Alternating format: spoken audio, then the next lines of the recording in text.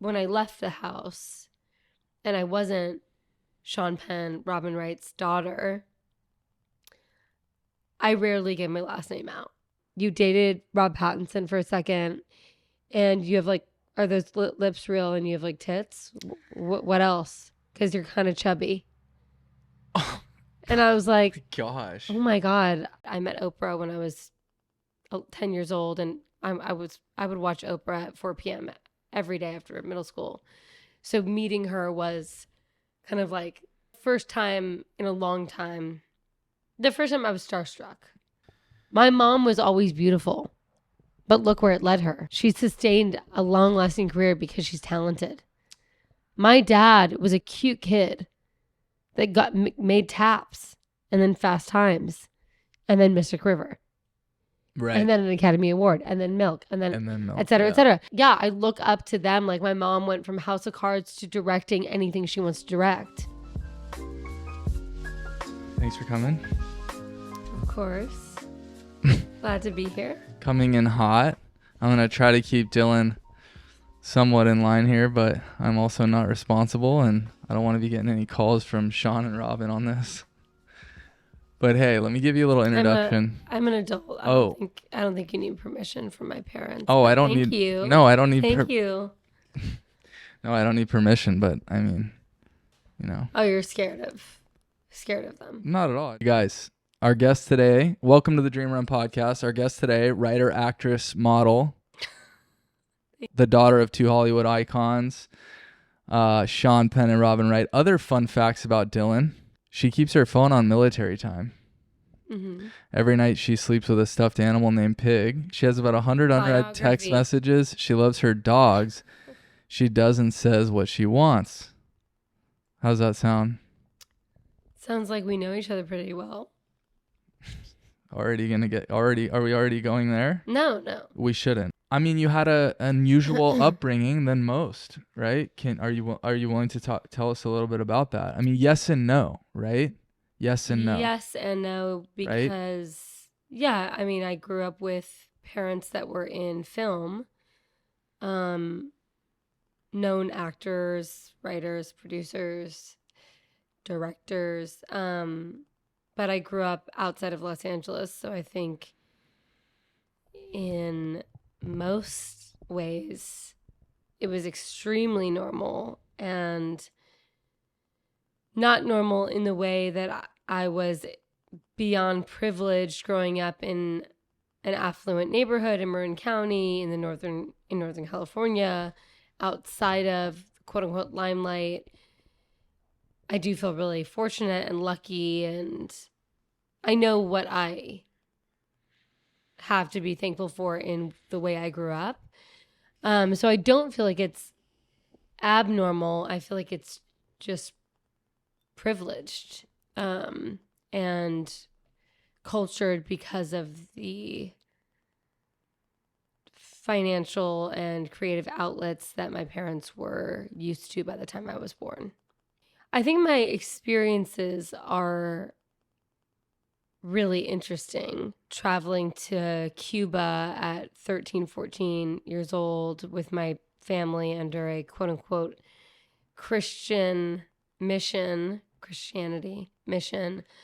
And then meeting, the dictator within 4 days is an unbelievable thing. That would have been Fidel Castro at the time? Yes. And what was that all about?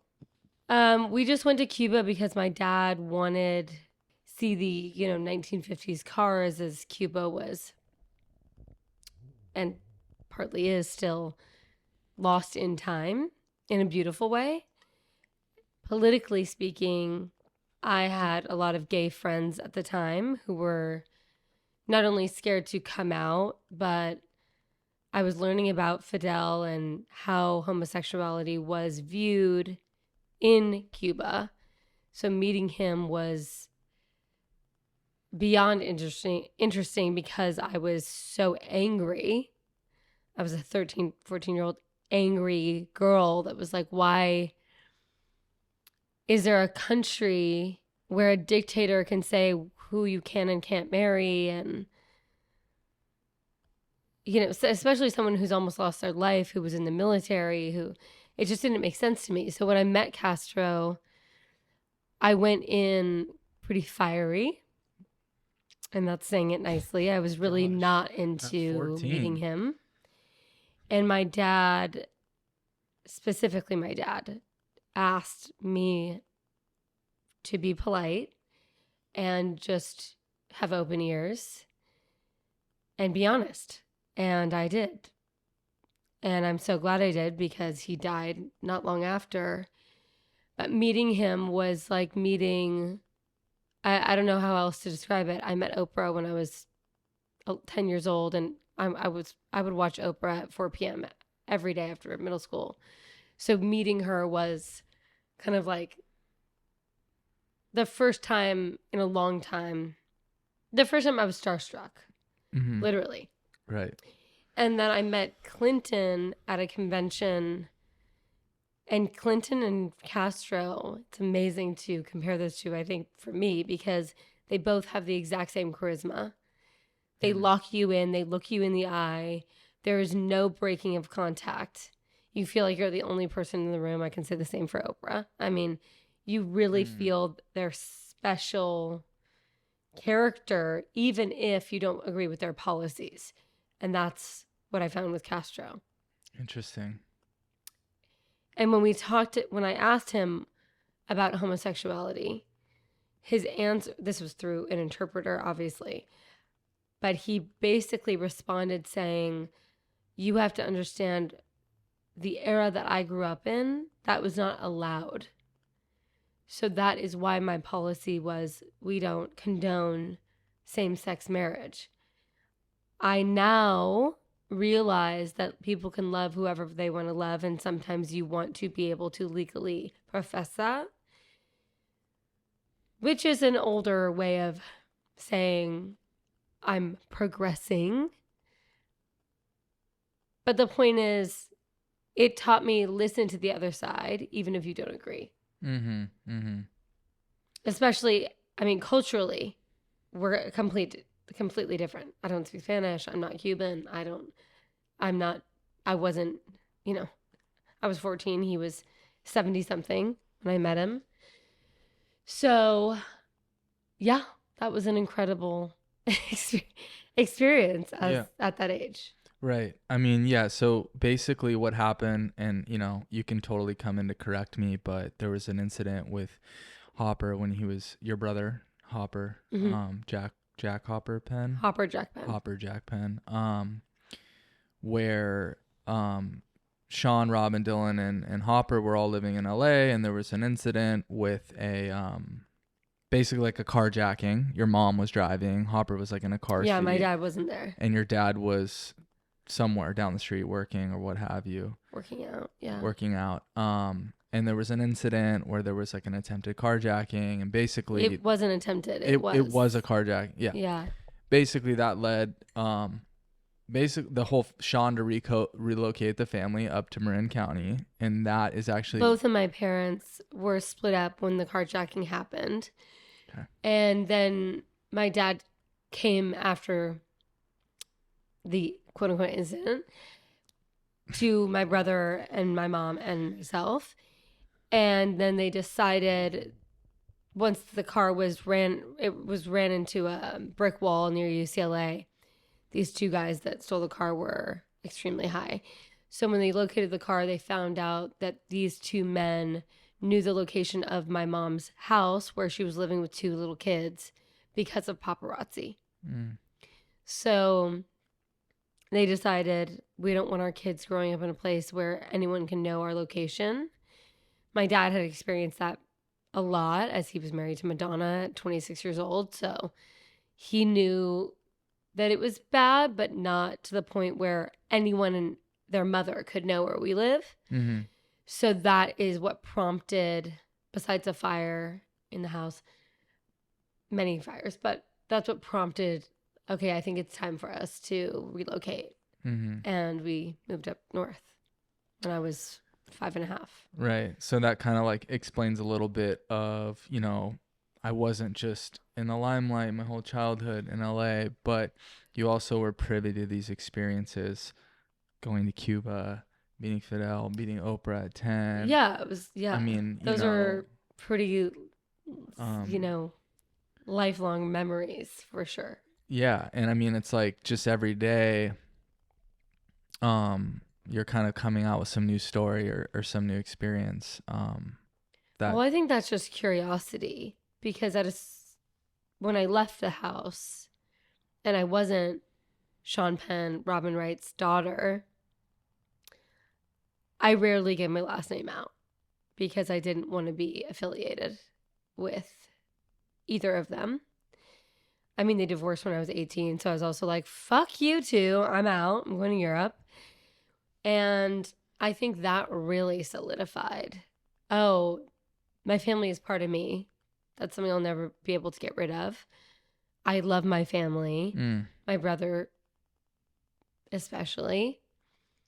I love my parents, but my dad's very, very similar to me and difficult, and how do I say this in a nice way? Complicated. And my mom is complicated in a much more beautiful, calming way. But yeah, I think that they instilled curiosity in us. That's what I gained from them as people. Yeah, I actually wrote that down because I'm very aware of the deep love you have for your family, even though you don't always like them. There's this deep love. Oh yeah, I mean, I think that's with most families. I feel very lucky to not like them a lot of the time, but love them always. Yeah, that's what unconditional is for me. Totally. So you kind of you were kind of distant from the start. I mean, your mom kind of took some time off. From what I remember, she didn't really work a lot. Most she raised of my you guys life until I was 18. Right, because she was kind of a model actress when she was an actress, Right. model. She started working on a soap opera at, I think, 18, and then did Princess Bride at 19, 20. Right. So she was on her way to becoming whatever kind of actress she wanted to be. And I think by the time I was 5, 6, maybe a little bit younger, Hopper was 2. We were traveling with her constantly, and my parents were split up. Okay. When I was born. So, and then they split up again after Hopper was born, but they were married after Hopper and I were born. Okay. So we were both at their wedding, and then point is, my mom was working a lot until we were of age to realize that we were missing our mom and dad. So my mom made the choice to be a quote-unquote stay-at-home mother, raise her kids, while my dad had more time to work and provide for the life that they wanted for us as a family. Right. Yeah. Okay. Yeah. And then, no, that makes a lot of sense. And like, I really want to get into like, I don't know, I feel like I want to make sure that this is like not about your parents, but it's sort of. That'd be great. Yeah, I understand. I already know that, but I just feel like it kind of helps set the stage for, something that you were exposed to growing up, and I know that there are certain positive and doors that can open for you, but there's certainly like another side of that too, right? You just want to be Dylan, like you just want to be yourself, and I think it's a two-sided coin, right? And you have like a desire to kind of build your own thing and like have your own life separate from them, and I've always seen that. So but yeah, so you said so you had this childhood in Marin, obviously those opportunities, meeting Oprah. Do any other big ones stand out to you just as a kid? It can be related to something like going to Cuba, or it can be just I guess I just think about the moments in time that have really solidified my core beliefs, or affected my choices. I mean, I had to do a book report in fifth grade maybe, on Nelson Mandela. And it was the kind of thing where you could not do this now as a white person, but you had to dress up as the character that you did the book report on. So I read his biography and obviously delved into his life as an incredible person and peacemaker and someone that suffered undeniably so for something that, well, we don't need to get into the race question, but anyway, just reading about apartheid and understanding as a white person, I'll never know what that's like. I'm not from South Africa. I'm just a white girl from Marin County with privilege, with a good education. Like no one would look twice at me, in terms of my color. And anyway, so I dressed up as him. I wore like some colorful shirt and had a wig and spoke as if I were him, not with an accent or anything, but just spoke about, and it was my first time public speaking. So I was extremely nervous because his story is emotional and I did feel emotional about it. Like, oh, wow, this is not, this is serious. And I wanted to get a good grade, to be totally honest. And I guess it was like 2 months later, my dad took me to New York on location. I forget what he was working on, or probably speaking at the UN or something. And I went with him as his date, and we ended up meeting. There was like a small gathering after this event, and it was Muhammad Ali and Nelson Mandela, quote unquote, hosting this private event.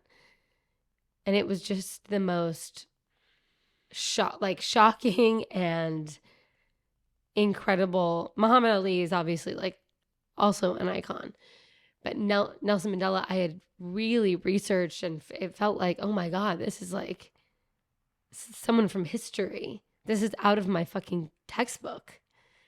I mean, I had the biography with me and his autobiography with me with like notes in the margins. And that, I can't even say starstruck. That was like shaking his hand was like, oh my God, I just met someone that has lived a life that I could never imagine. Mm-hmm. Muhammad Ali was a different thing.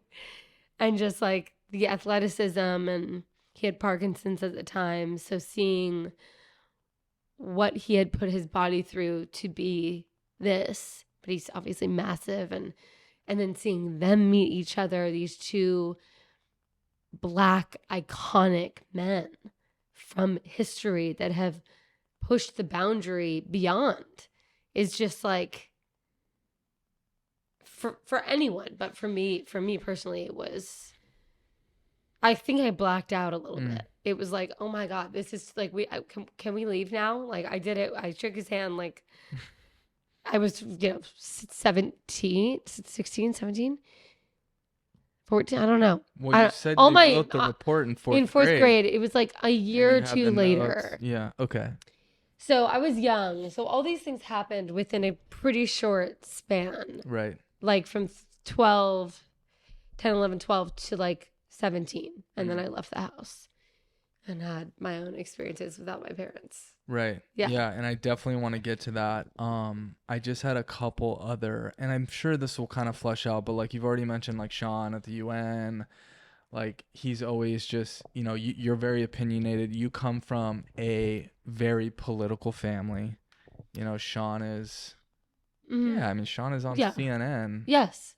Often. I don't know if still, but I don't know if but I don't know talking about political, but sure, politically inclined for sure. Sure. And Sean runs a nonprofit corps, and it's very involved in a variety of causes on an ongoing basis, and like from the Haiti stuff to a lot of COVID stuff, and then now over in Ukraine mostly.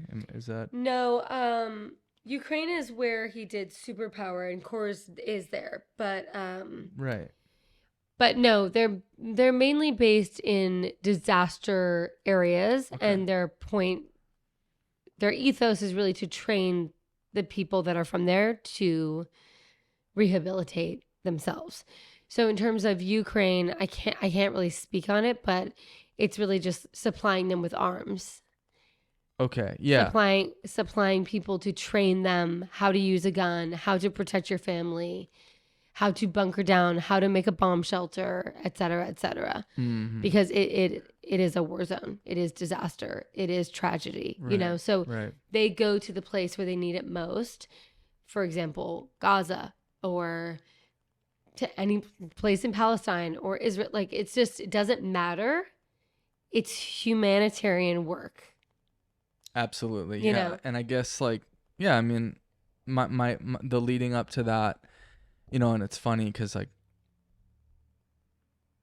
Robin's even told me some stories like, you know, Sean just one day he's like, I'm going to Iraq, and it's like a war's breaking out, and I'm sort of sitting here like, you know, he's just been really passionate, and your mom as well. Yeah. How has that kind of affected So both of my parents have been you and in terms of like give back companies, give back organizations. They're very involved in humanitarian work. My mom has Pour La Femme, which is in the Congo, and then my dad has CORE, which is all over, universal. So I think watching my dad, at least from my position at, God, when was that? 2000, I mean, right after 9/11, you know, I think we all remember that if we're of age. I was in school when it happened, and my dad was actually in New York or flying to New York or something. And I just remember thinking, I mean, it was like 6 a.m., right? Our time when the second plane hit. yeah, I remember California getting time. ready for school, something like that. Yeah. Yeah. And so I remember there was a TV in our kitchen that the news was always on.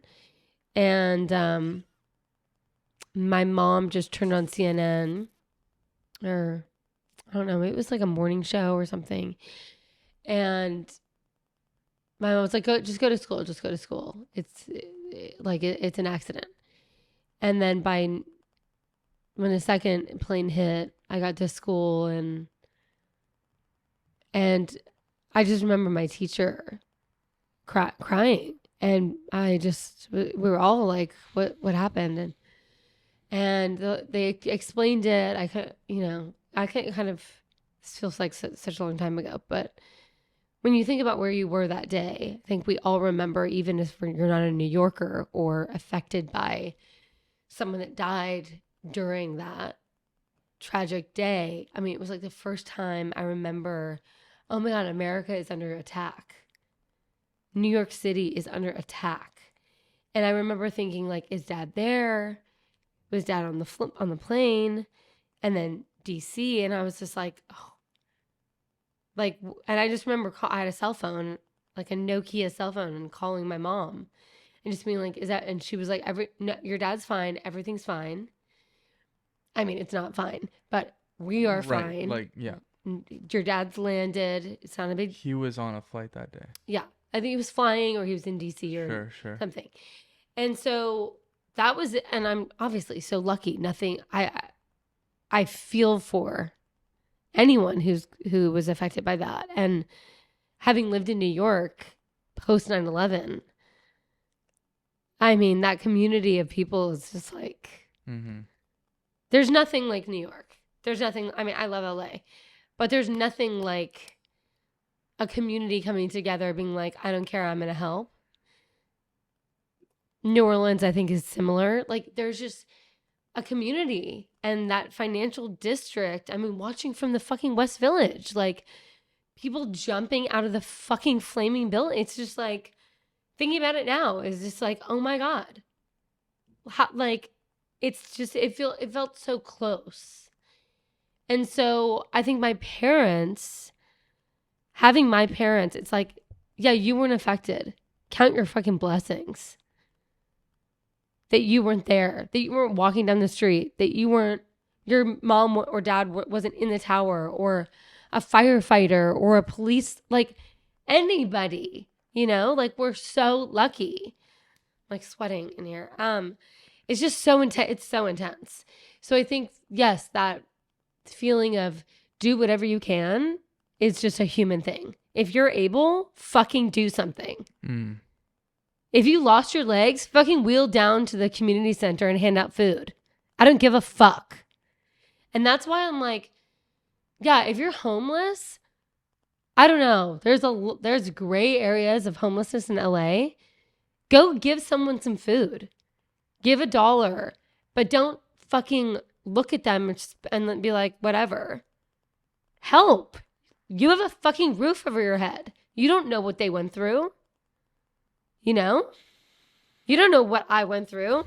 Same here. Like people look at me and, oh, you're, you know, pretty privileged. You're white. You have hair. You have parents and money and you have a roof over your head. And it's like, actually, I work at a fucking restaurant and I'm busting my ass trying to be a writer, to be taken seriously as a writer and not a model. I will model so that I can fucking write and not work at a restaurant, you know? Like this is a very different side of things. We had a little outfit change and just cooling things down. It was getting a little warm in here.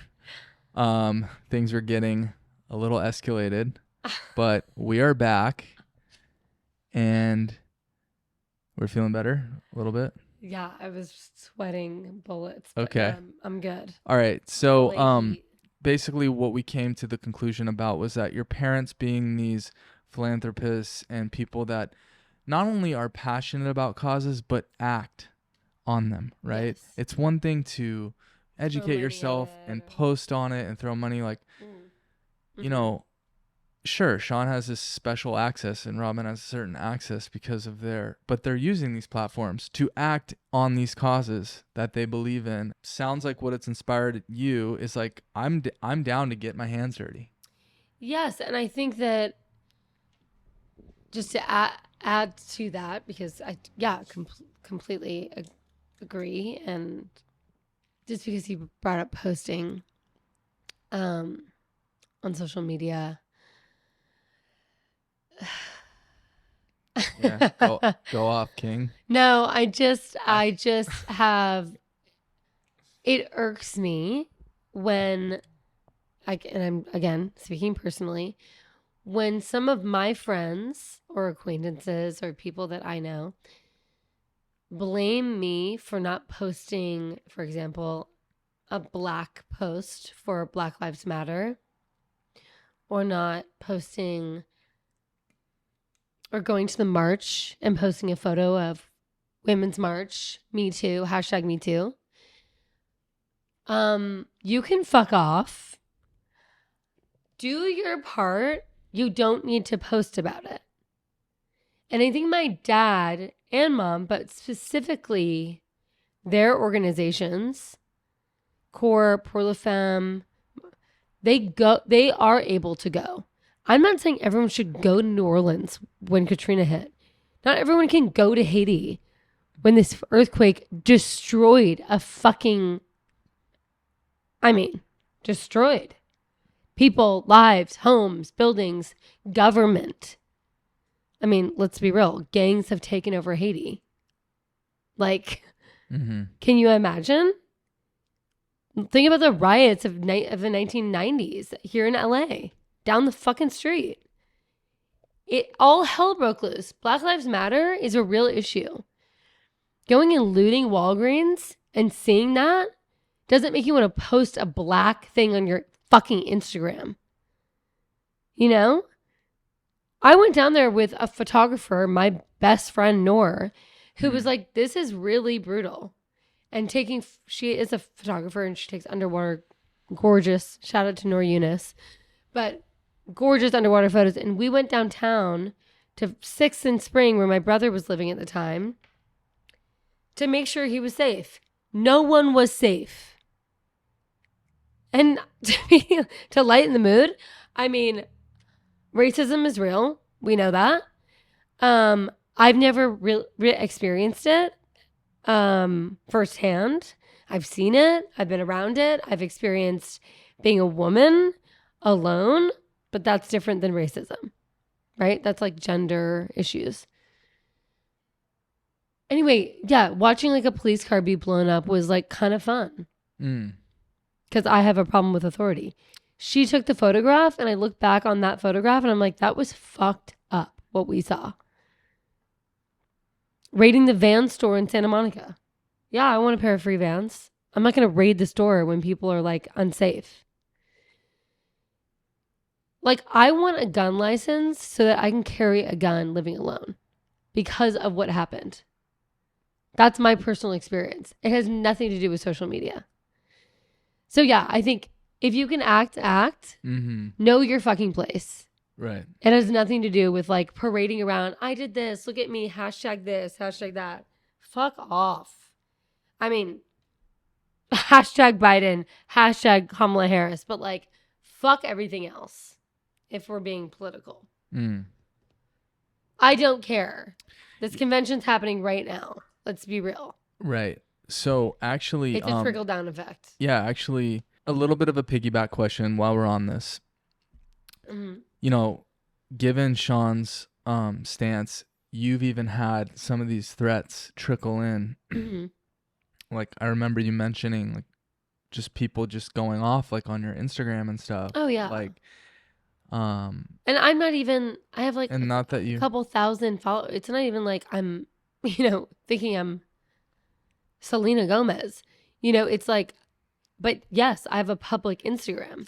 So anyone can say anything. And I do believe in freedom of speech, but it has gotten really intense sometimes.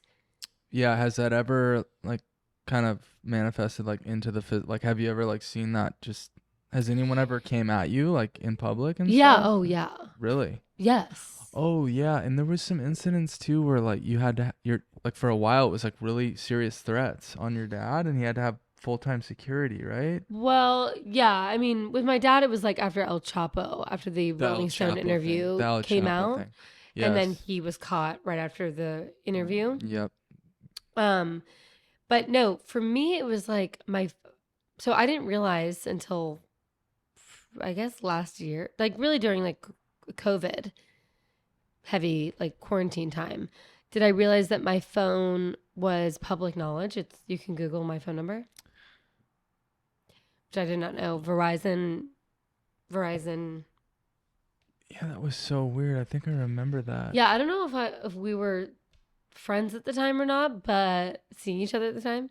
But I got a phone call from like a FaceTime from a number that I didn't know, and I thought it was my dad because he'll call from like a sat phone or something from war zones.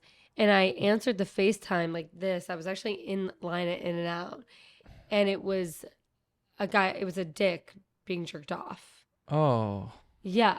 Jeez. So that wasn't you. It must have been another friend because I was with a guy and he was like, whoa, like, who is that? And I was quickly ended the phone call. Oh my God. And then I'm not going to read it, but like, I haven't been able to block that. Wait, number. I remember that there was something going on with that. Yeah. Still. Yeah, I get stuff about, especially politically charged stuff all the time. Yeah, that's or like because once you mentioned it to me, I like went and anything looked about religion or I went and looked Scientology and I was like, or people like really don't like your family, like, or some people. Yeah, a lot of people are really like threatened intense. by. Has that affected? Like, do you feel like that? I feel like I'm on the defense a lot. Yeah. As a person, because I'm private. They're very private. I'm pretty private. I'm talking to you because I know you. And I'm talking to you because I trust that you'll edit this correctly. I trust that you're a good person. I know you're a good person. That's why I'm doing this. But yeah, I think that, of course, I'm just like a little bit like I'm ready. Sure. I get that. And I like to have a conversation. I don't like to fight. And I think when people don't know how to have a conversation, they fight, they yell, they get aggressive. And sometimes that leads to physical violence, which is really unfortunate. Yeah. One thing I noticed about you, yeah, you are private and all these things, but you kind of also just don't care, and you're willing to like say what the fuck you mean. Well, and you mean what the fuck you say. That's, I think, why my aggressive personality, or let's not use aggressive, let's use assertive. Yeah, I'm pretty clear in how I feel, and sometimes I'm not as eloquent as I want to be. I will say you're very well spoken, and you're very smart too. Thank you. You really are. Like, it just hit me again, and I know because I remember, but it just hit me again. Thank you. You're studious and you're smart. So anyways, did you want to finish that thought, or? I mean, okay. Go ahead. No, Go okay. ahead. I just was going to shift to, like, you said you were 18, you went to Europe, and then I know there's a lot more that kind of like unravels in the early 20s. Like, we don't have to get crazy into it. Just pick us up there. Yeah, that was like my graduation gift, was like a Eurail pass. Uh-huh. So I went with my best friend Lena, and she had the same gift. And we traveled around from, England to France to Italy to, did we go to Germany? No, we didn't go to Germany. I think those are the 3 countries we hit, and went to, Madrid and Barcelona, and stayed in, the 16th arrondissement in Paris, and going to Capri, this island off of Naples. And it was just so on a budget, which I can still do. I'm so lucky to be able to afford a flight to get out of this city. But it was really like, oh my God, I'm 18. I'm legal drinking age. I just lost my virginity. What will European men be like? I'm with my best girlfriend. Like, It was so just like the world at your fingertips, really. Mm-hmm. And I didn't know where I was going to college because I didn't get into USC. She knew she was going to University of Washington. I was like, I might just stay in Europe. Like, I don't know, because I didn't get into USC. Right.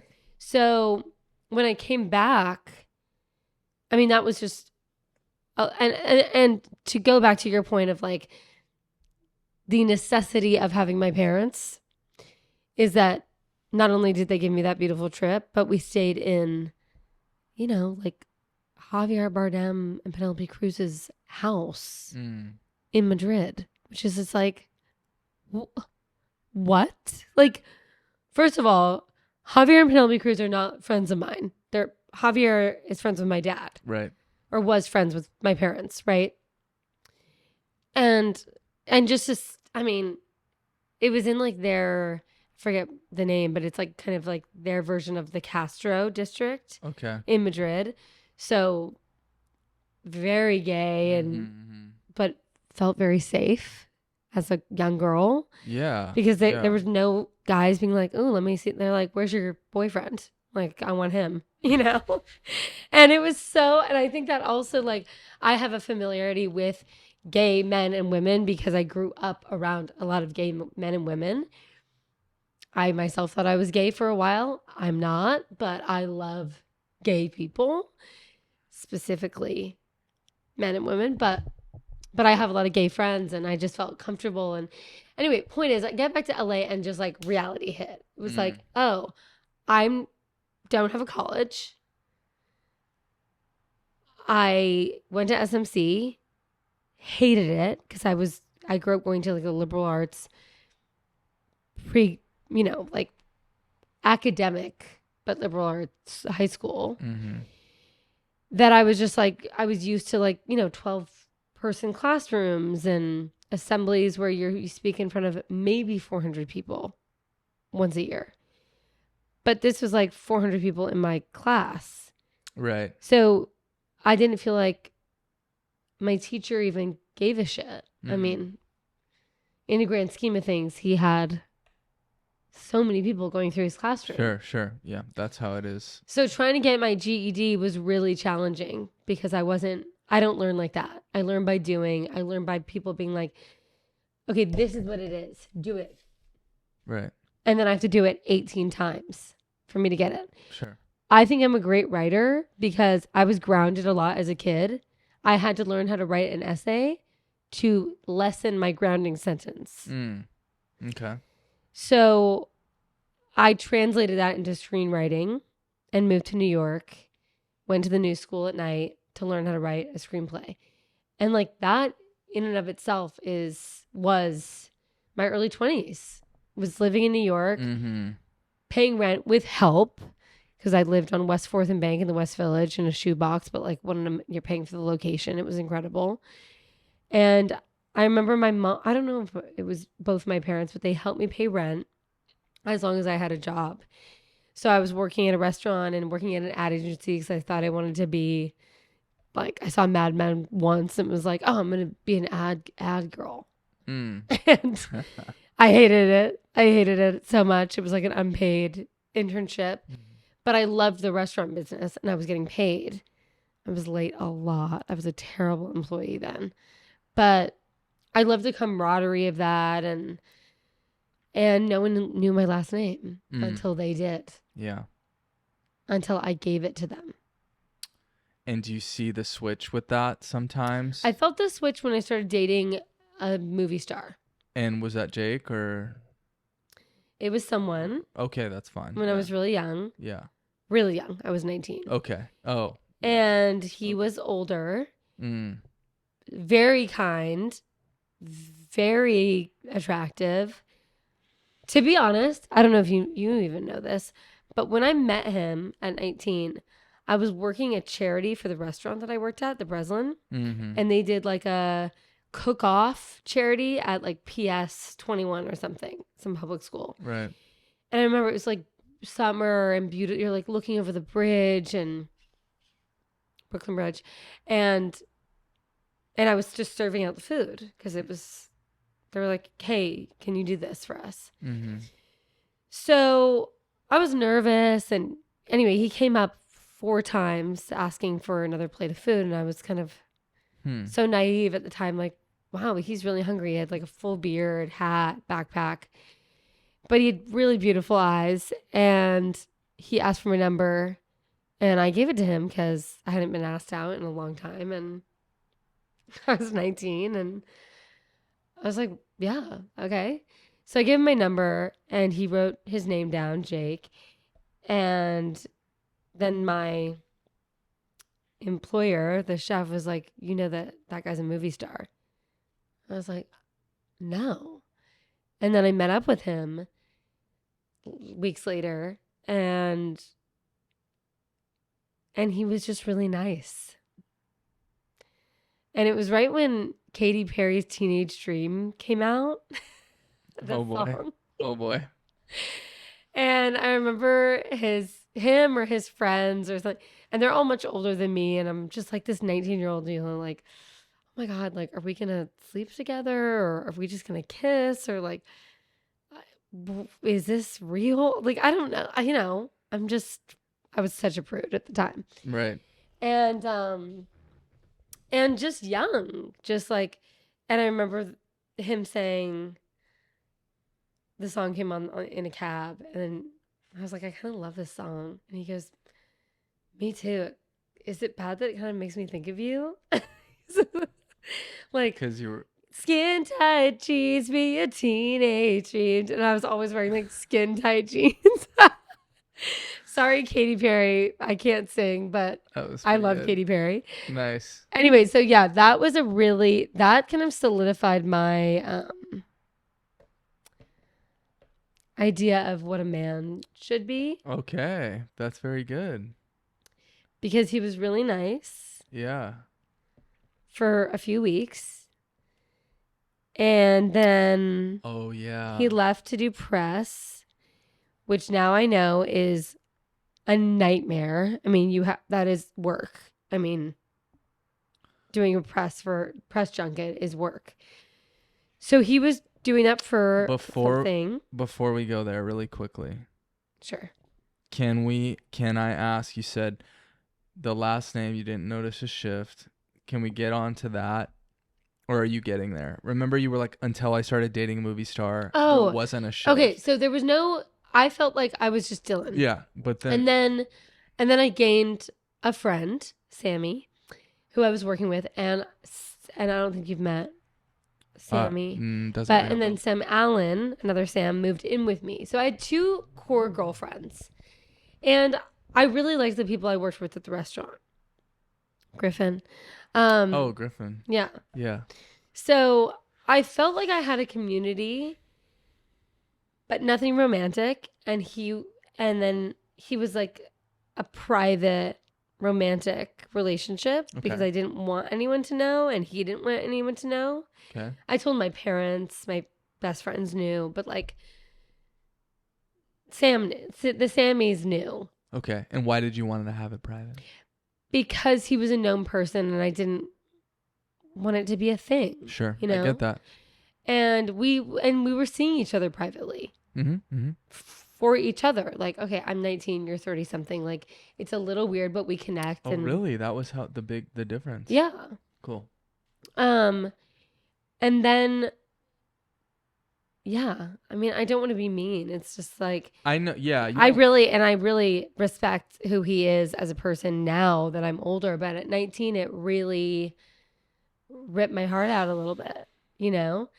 And then I started telling more people, like, this is why. They're like, why are you so angry? And I'm like, because of this. I'm hurt.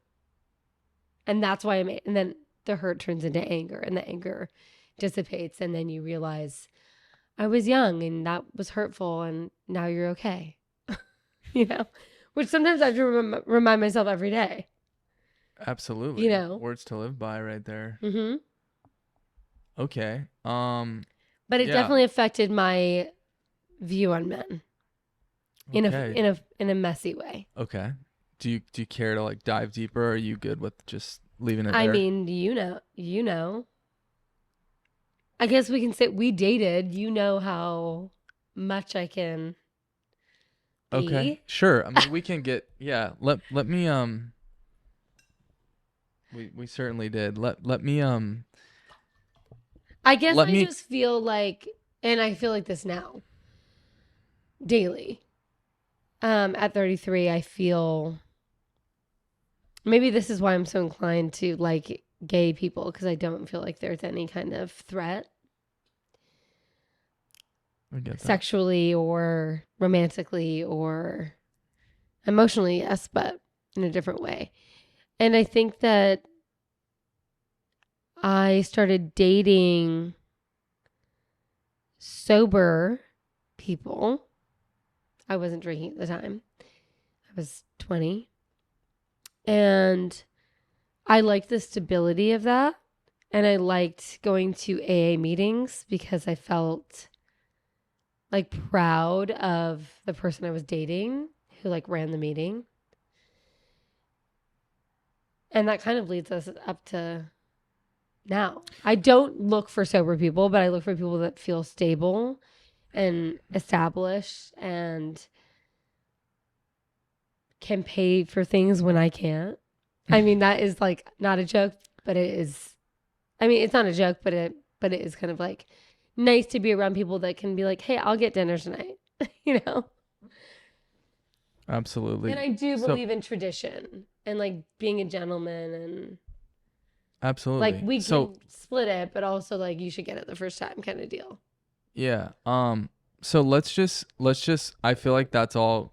If you don't mind, just I want to like, you know, okay, well that's actually not a bad segue. Like, yeah, we dated and I even +1 to Paris with you once, and you know, not to really unravel that story, but it's like, you know, this whole thing was a bit of a whirlwind, you know how these things go, and we're in Paris and it's like Paris Fashion Week. Yeah. It's Fashion Week. We're in a black Mercedes, like, you know, you're like it's sleeping like, and I'm like, well, what? I'm like, what? And we're at the Ritz. I've never even been in a room this nice. You know, it was like, nice. Could not believe. And then like the room service is coming in and the people are cutting your hair or styling your hair. And I'm just like, you know, and my luggage gets lost. I'm like, who gives a shit? I mean, talking about Fashion Week. I'm just, let me just, no, we can't. But I'm just like, wait, what? And then you're just kind of like, yeah. And, apparently you spent like a lot of your 20s like flying around and just I did, and I was I'm just like lucky in and that just way because I mean my foray into modeling was like I got my hair cut, and this woman was just suggested, have you thought about modeling? It's like working at a pizza delivery place, like in Westwood, like delivering pizzas.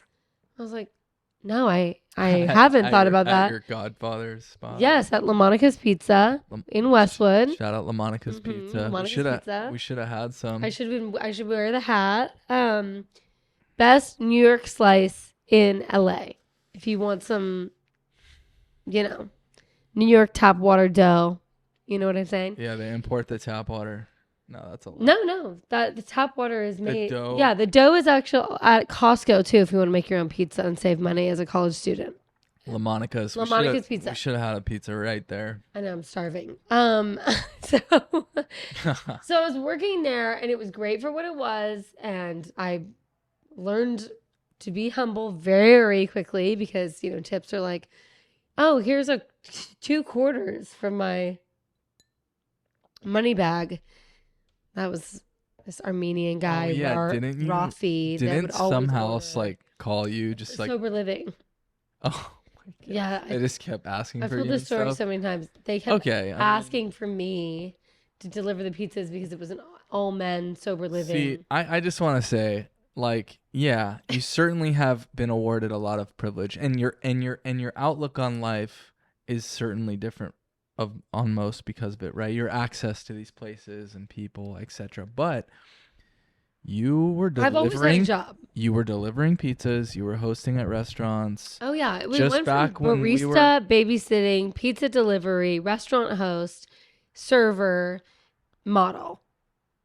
That's the trajectory. And even when the strike was happening, we were back. When we were, last year, you were. You were back at some restaurant. Dear Jane's, yeah. Anyways, so great seafood in Marina Del Rey. So you're delivering pizza, but so yeah, I mean, but so then you get offered to I think that's very normal. Model. Like anyone in the creative world has usually worked in the service industry once or twice until you get the next job.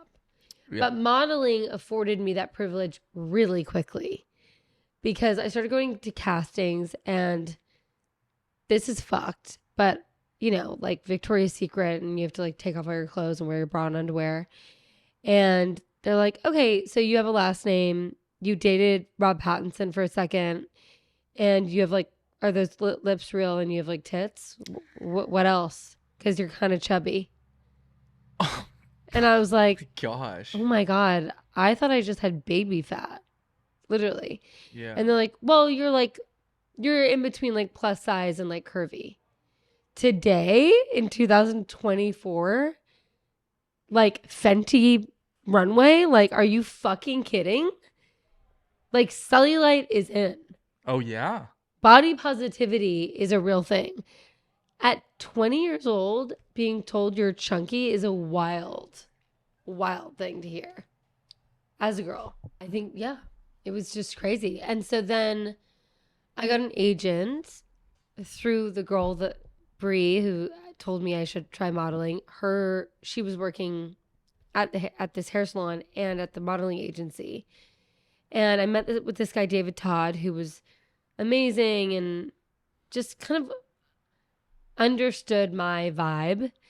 And then I created a book. I mean, any model hearing this knows you create a book, you go to castings. It's the same thing as being an actor. You have a headshot, you go to the casting, you have 18 girls that look identical to you, and if you're it, you're it.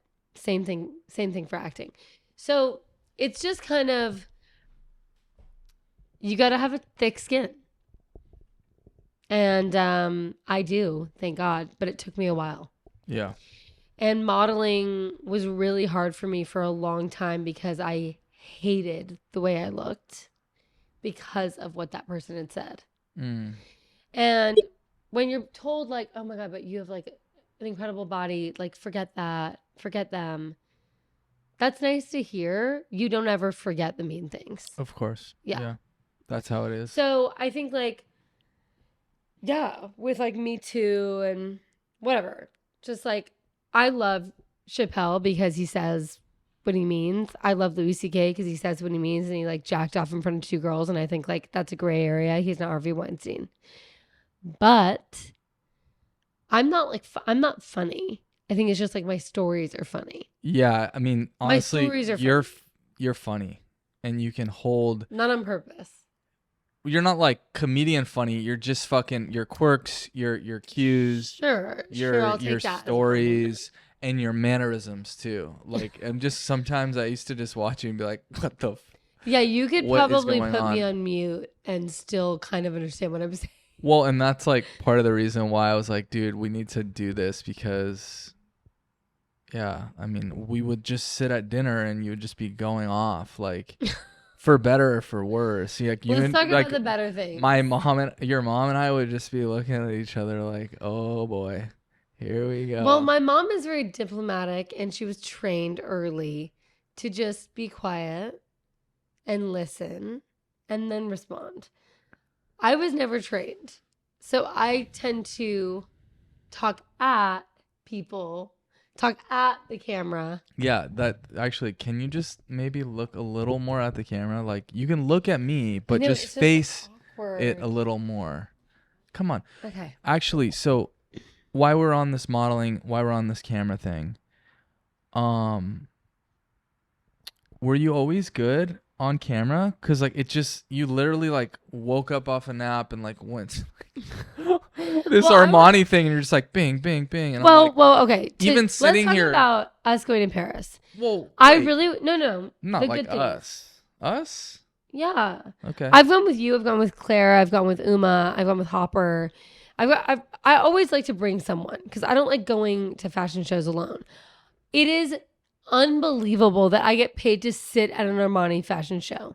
It is amazing to sit and watch Ralph Lauren's collection go down a runway. I am so lucky. That's why I brought you, because I was like, this is a paid trip. This is a job. We get to go to Paris. That's the beautiful side. The other side is like, I am manic. I am borderline personality disorder. I was diagnosed in rehab at 23 years old. I know that about myself. I love to have a drink, but I love to have 10. Okay? So I think that was really like, okay, focus.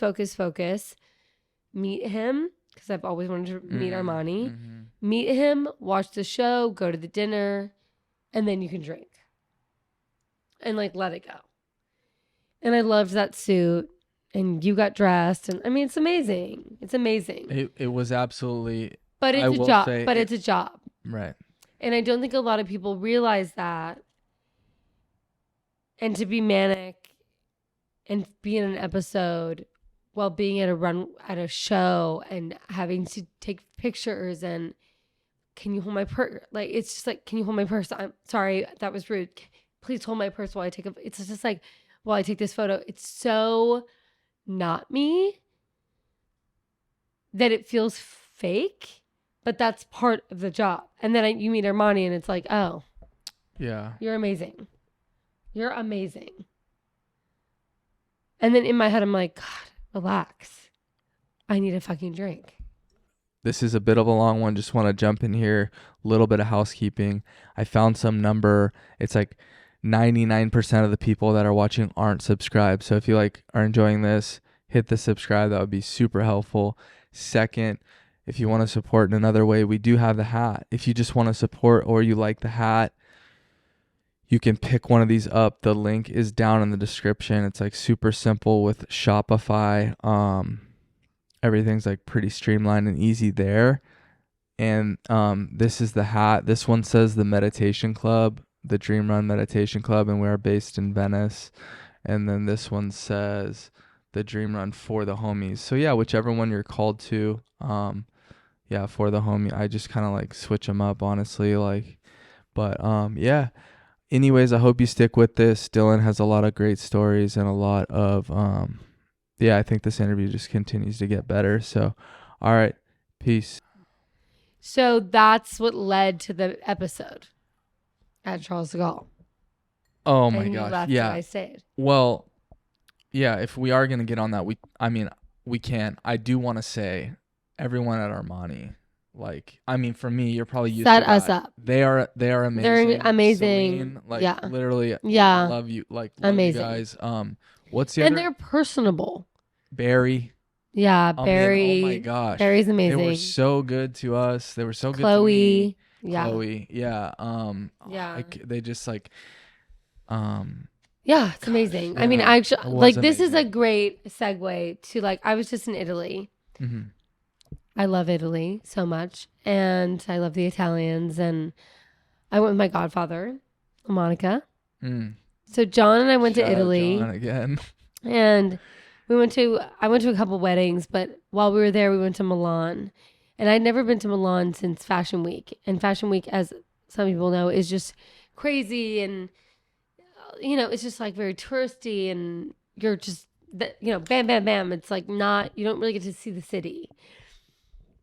And I went to Milan and I got to see the city. And I really loved it. I really loved it. But Barry from Armani, I was like, who can I call? Of course. Maybe Armani can get me in to see The Last Supper. Of course. And he worked his magic. Yeah. And it was a 6-month waiting list. And I am a huge fan of art, but I'm not like, I mean, I saw the Sistine Chapel when I was young, and that was like, I was speechless. So to see like a Da Vinci or a Michelangelo, like, it's just like, oh my God, he touched this wall of this convent. Oh my God. And you go in with 4 people, each like 20 minutes, which I think is what like the Mona Lisa should be like that. Like, it's just so. We also saw the Mona like Lisa. the David. It's like going to the Prado in Madrid and seeing Venus coming out of the. I mean, it's just like, you know, Gaudi in Barcelona, and it's just culturally, art is what I feel, and what I do allows me to feel. So that was like that was just a recent, like, wow, most people wouldn't be able to see that if they come to Milan for, you know, not even 36 hours. Oh, that must have been amazing. Did you take John, or were you? Yeah, John and I went together. And he's seen it multiple times, and every time he sees it, he says it hits him different every time. But it was really, yeah. And I feel like that with art, going to the LACMA or going to the Met, or the Whitney just had an incredible exhibition. The Tate in London, I can't stand, I shouldn't say. How do I say this? I'm not a fan of Yoko Ono. Okay. There's an exhibit on her at the Tate in London. Mm-hmm. I now respect Yoko Ono. What made you change your mind about her? Realizing what she's done as an artist, respecting her as a woman. I still think she broke up the Beatles, but she's a person and she's creative, and reading her poetry and seeing what she's done since the death of Lennon is pretty spectacular. And even before that, you know, with the Vietnam War and, you know, we know. Right.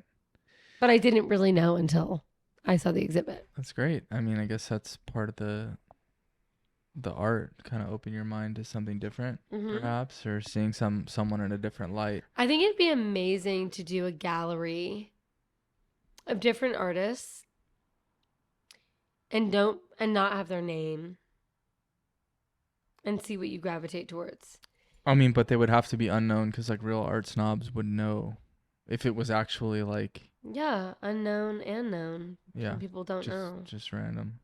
Because the exhibit could follow a theme. Yeah, you'll know it's Hockney if it's like that, but you'll know it's Claire Preston if it's like that. You'll know it's Isabel Innes. Name drop. Yeah, name drop. Claire Preston, Isabel Innes. Yeah, it's a real thing. Hauser and Work does this all the time. That's downtown LA. Walk through, get dinner, have a drink. It's incredible. Ice LA is like a month. It's incredible. I mean, play piano on on Sunset Boulevard in Echo Park. Echo Park Rising. That's what it is. I mean, that's why LA is so incredible.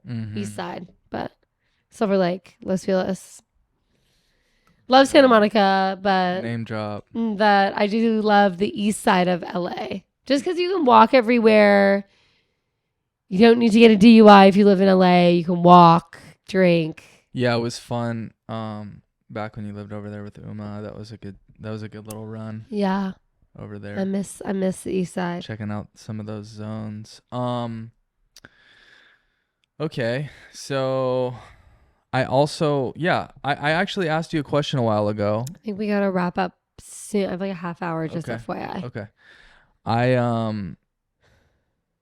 was just thinking about I mean, just as far as like getting used to camera.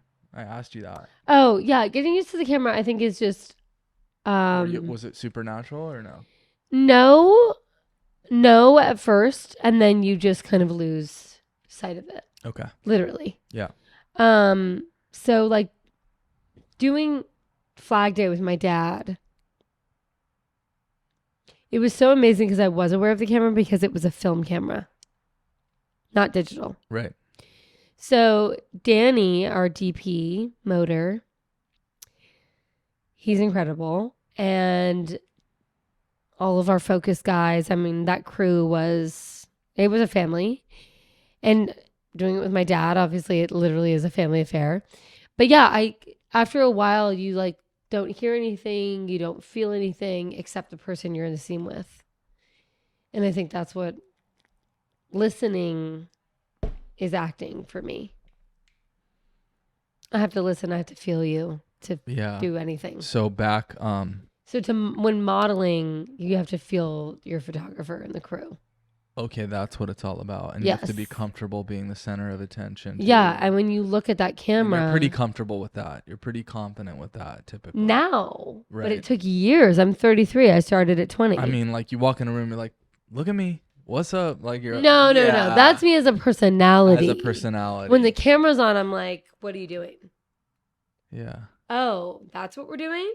Let me put my hair back.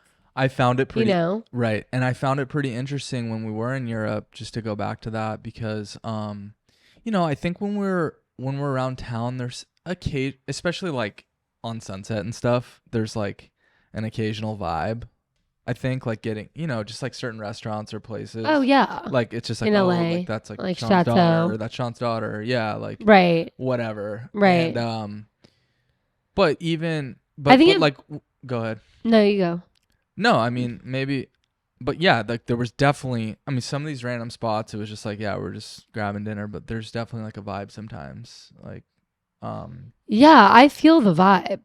You do. Yeah. That's why I don't go to places where I feel the vibe like that. Well, I wasn't even expecting that, but like at Baby Blues the other day, they were like coming to the table like 100 times. And I was just like, what is this Oh, yeah. about? Well, that's because I go in there. I used to go in there a lot with my dad. And my dad. Like, what?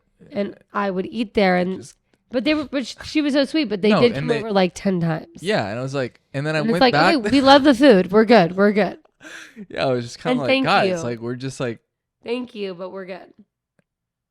Exactly, but no, it's all good. It's all good. But love I guess Baby Blues. We love Baby Blues on Lincoln. But then I went back there, and I was like, what's up? Like, we need stuff. No, I'm just kidding. No, but I was gonna say. But yeah, there is like a. Okay, let me tell the story really quick about. Okay, tell a story, but I do have something. Go. Okay. No. Tell a story. Just that, like Chateau Marmont. I love Chateau. I think a lot of people love Chateau. It's like their garden is amazing, and I just whatever. It's a great place. Oh, I ran into. I was there not long ago, and I ran into, Soleil. Yeah. Yeah, Soleil. Yeah. So I've gone with Soleil many times, and yeah, she's such a sweetheart, and she's known. Right. as a documentary filmmaker and as a child actor. Right. You know, so she's known, but I've gone with, and it's lovely going there with her. Lovely. Right. I go with my dad, and it's like, okay, this is how I set it up. The story is. Okay, you really have a half hour though? Yeah. The Okay. story, well, yeah. Because I want to get The story is I went to Chateau alone to meet up with friends. And they basically said, who are you? And I just said, just walking in? yeah, just walking in on a Tuesday. It wasn't like, and they're like, it's a private party. I'm like, Oh. I know it's not a private party. My friend is in the garden. Who's your friend? Claire Preston. I show up with my dad a few weeks later. Dylan, why didn't you say, Dylan, we didn't realize, like, your hair's dark now. No. My hair was dark last time. I'm here with Sean Penn. Fuck you. Like, fuck you. Yeah. I'm a person. The next time I met up with Claire, she was with Chevy Chase. And I got right in. Get the point? Okay, it's like so lame. And Andre Balaz has amazing hotels. Lacoste, same deal. If you don't know someone, you're not coming in. If you have a room there, you're coming in. The Ritz. Oh, you want to put it on your room number? Welcome in. You know, so it's just a little bit like know where you are because you never know. Yeah, we did go to.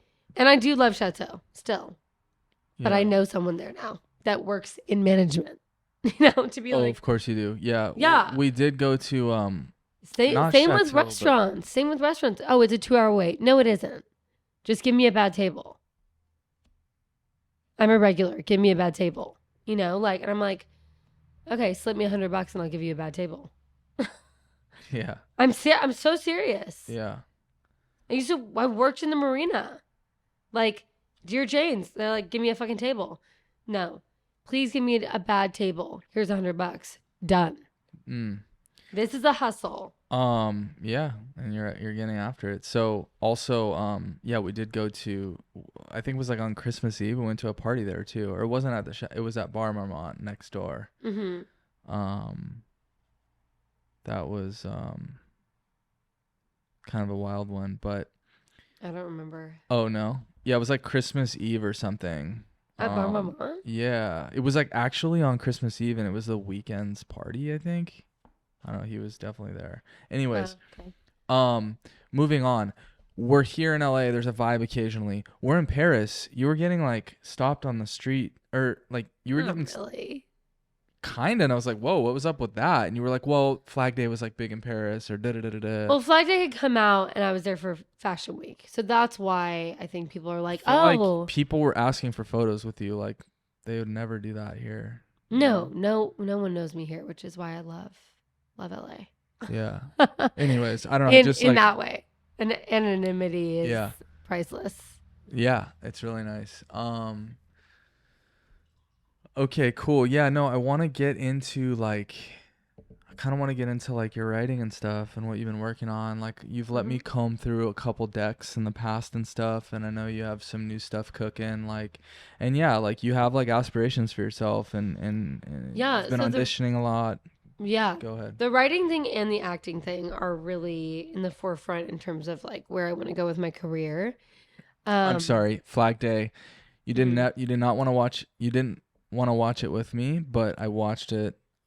Like you guys were good. You were good. You were carrying the scenes with your dad, which was crazy to see. Thank you. Not that I think they were kind of structured in that way. Well, it's her story. It's exactly. Jennifer's story. But I told you that, but I'll say it again. So thank you. Go ahead. Yeah. I mean, but Flag Day was really like the first time I felt myself like, oh, I can do this. Not only because it was my dad. Casey Affleck was supposed to play my dad, and my dad was going to direct it. Gus Van Sant was going to direct it at a point, and then everything fell through because of scheduling. So my dad directed and starred opposite me, right? But not just because of that, but because that book was so... Flag Day is based off of Flim Flam Man by Jennifer Vogel. Jennifer is alive and well, and I met Jennifer, and it was just, carrying her story was my main objective as a young up and coming actor. So that was the job.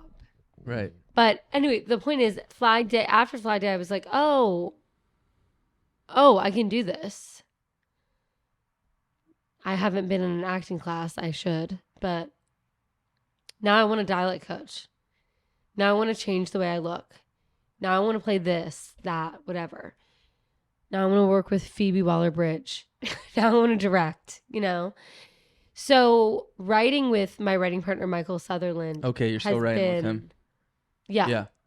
Always. Good. We write other things separate from each other. But when we write together, those are the scripts that I'm most passionate about. And as a writer, unknown writer, even with my last name, there doesn't matter. Mm-hmm. Anyone can have 15 minutes. Get on fucking TikTok. Rap about whatever. Talk about whatever. I don't want to be here for 15 minutes. I want to be here until I die. And I do think that both of us, Michael and I, have something to say. And we aspire to have a series, to have a feature. And I think right now, pitching to a showrunner, a producer, a financier is the main focus right now, because we are getting the money, but we need a line producer. We need lights. We need a DP that will work for no money. I have the actors. I want to direct it. I'm ready. But it is hard. You just have to do it. It's an uphill battle, but that's it. And I think we're in a really interesting time right now where if you have the money, if you can afford the time, make something. I mean, we're doing that right now. Yeah. Oh, yeah. We're making something right now. Can you just give that camera a little more love? You can look at me, but you can face a little bit more. I think you need a wider Yeah, lens. You need to it's move not that the back, width and of we need the... to... Okay. Yeah. Okay. Are you directing my show here? Because you're the talent, sweetie. You're the talent. If I'm the talent, okay, and you're producing and directing, you shouldn't have me be aware of the camera. Well, let me just give you a tip as a podcaster. You need a face. Chase. You need to show us your face a little bit. I'm right here. Sweetheart. I'm right here. So, okay, can you disclose a little bit? I mean, yeah, you've got a couple projects. I've looked through some decks. So push-pull. Do you want to just give us a little color on Push-pull is my favorite. Michael and his other writing partner, Bronwyn Reed, wrote this about relationships. And for the sake of the podcast, let's just say relationships during a sort of quarantine in New York City. So it's one location between two people. And I don't know if you saw this, but Scenes from a Marriage really inspired me. I did not. Jessica Chastain and Oscar Isaac. And it's great. You should watch it. I'm also really inspired by The American Office. I'm inspired by Mike White and everything he touches, White Lotus. So I love satirical dark comedy. I love feeling uncomfortable watching something. I just Long Legs, and I love Micah Monroe, and I love Nicolas Cage, and I just when you feel something from film or TV or music, you hit something. Gold. Push Pull is my gold. So I read it with Michael and Bronwyn, out loud. I read the descriptions and they played the characters, the boyfriend and girlfriend. And it resonated so deeply with me where I laughed out loud and I tensed up and I cried and it was personal. I was like, oh, that scene is me. Oh, I know who that is. Oh, that's Michael in his relationship. Oh, that's, like you can just, it's familiar. If you've ever been in a relationship, you know this movie. So that's what I want to create as my directorial debut. That's the dream. So you're inspired on this push and pull, and it doesn't sound like, were you a writer on that, or No. is that something that they wrote together? They wrote that. But you're really... Michael wrote that with his writing partner, Bronwyn, and then I want to direct it and produce it. Okay. And Michael's going to star in it. Okay. Opposite a girl that we find. We're in the process of casting the girl. And this is the one you're just really wanting to run with right now. Push and pull. Yeah, it's push-pull. But I also really love Lip Service. That was the first series that we wrote. And then we turned that into Socialize, Lies. And Socialize is a series that I would really love any streaming service, but particularly Amazon or Paramount Plus or Apple TV or something, to pick up Stars, FX. Honestly, I don't care at this point. I'm just like, buy it and let me be in it, or let me be, I just want my name up there with Michael's, like created by, story by, written by, produced by. Go fucking make it. Hell yeah.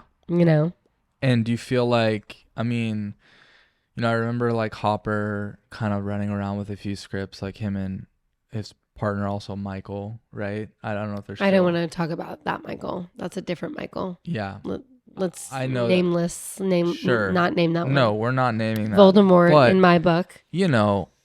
Right. And that's another part of the dark side. I think sometimes people are take advantage, opportunists, and I think they I think you just need to know your worth.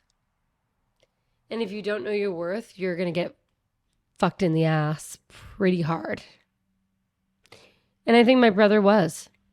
Oh, really? So I don't know how that story ended up playing out. It plays out in rehab. It plays out in alcohol. It plays out in getting in trouble. It plays out throwing up by LAX fully naked and choking on your own throw up, Jimi Hendrix. It's just sad. It ends in a sad, tragic way.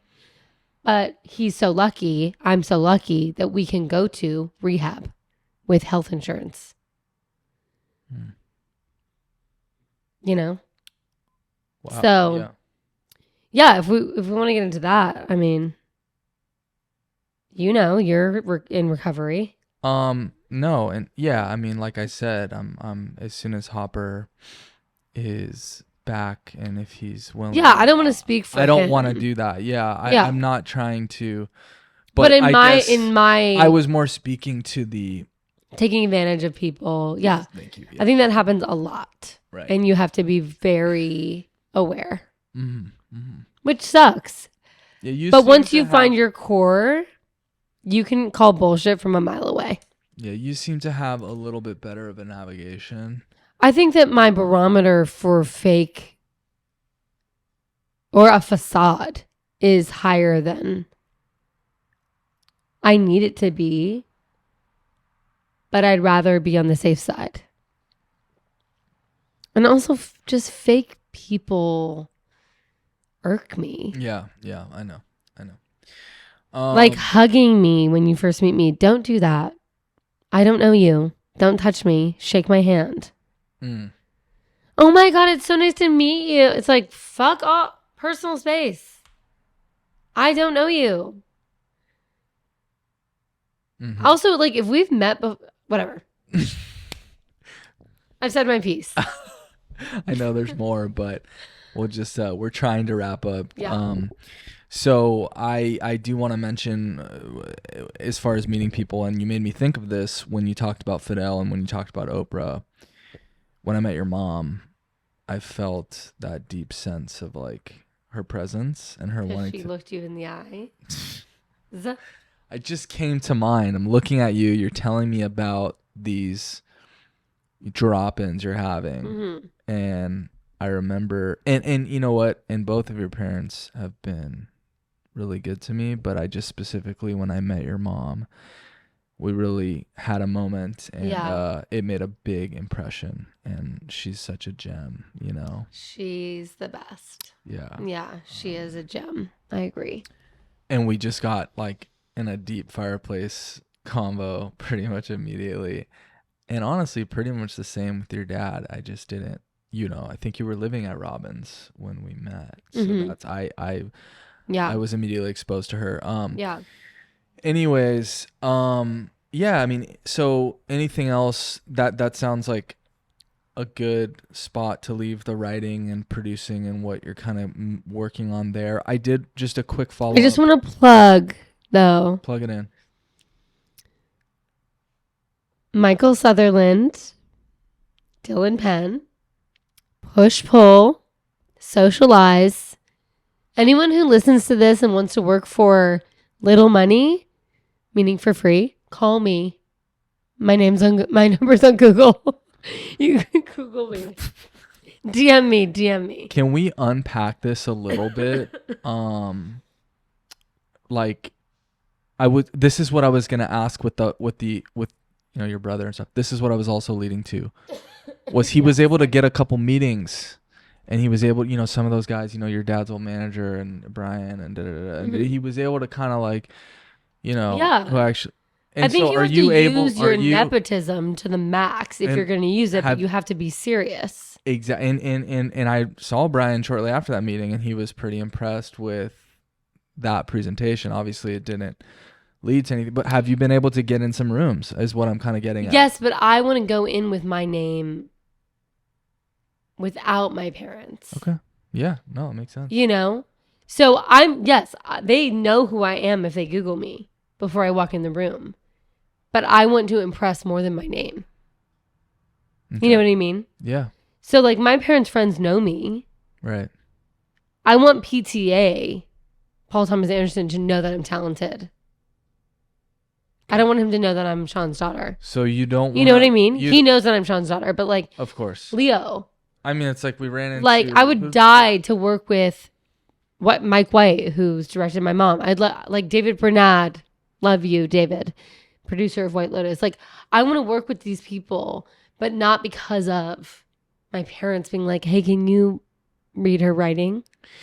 So I get that. You know what I mean? That. No, but I think... That's where I'm at right now. I get that. But yes, I realize that nepotism is real. But then again, it's like, we're like outside of Sunset Tower and like, Woody Harrelson's right there, and we're like, hey, dude. And he's like, oh, hey, Dylan. Like, because it's like these things. Well, because I grew up around Woody Harrelson when they were doing Thin Red Line. In Australia, I lived with his kids. Like, we played. They were vegan. I wasn't. It's like, that's a familiarity. It's not like I don't feel that with every celebrity. I feel that with people that my parents have worked with that I felt a kinship with. That's not necessarily what I meant. Because I was young. I guess I just mean But yes, it's bizarre. There is a familiarity with some of these people where maybe... for sure. I don't need to advise you. This isn't my business. I'm just curious as to like...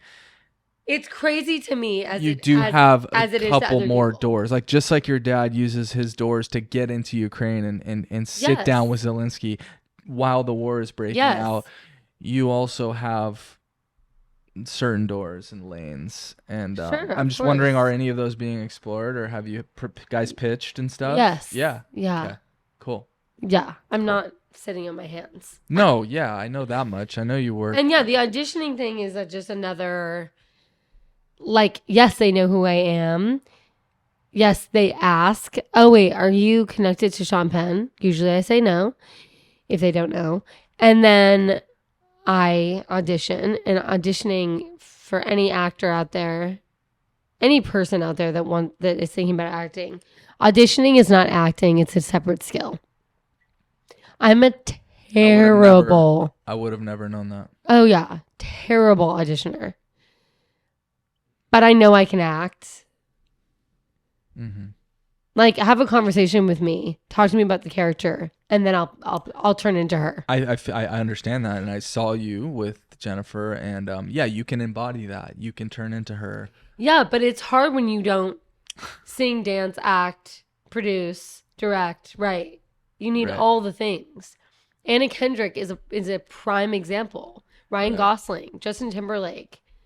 I mean, Brad Pitt was just a charming, good-looking kid. Look where it led him. My mom was always beautiful, but look where it led her. I was going to say, she sustained a long-lasting career because she's talented.